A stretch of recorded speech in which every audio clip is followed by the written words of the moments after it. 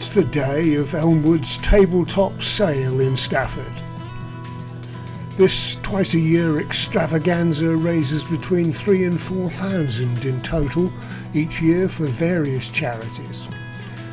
And Elmwood residents not only donate to the sales, but are customers too, as well as running some of the stalls in the Northfield Centre, home of their Stepping Stones restaurant. Organiser Sylvia Peat and her fellow volunteers have spent weeks organising the donations and the raffle, all while celebrating her 80th birthday.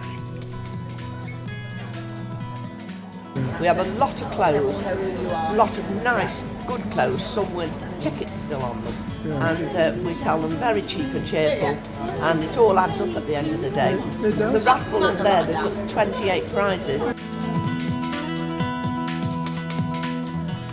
The sale had several more hours to run when we filmed, and all the early signs are it will be another big boost for charity funds.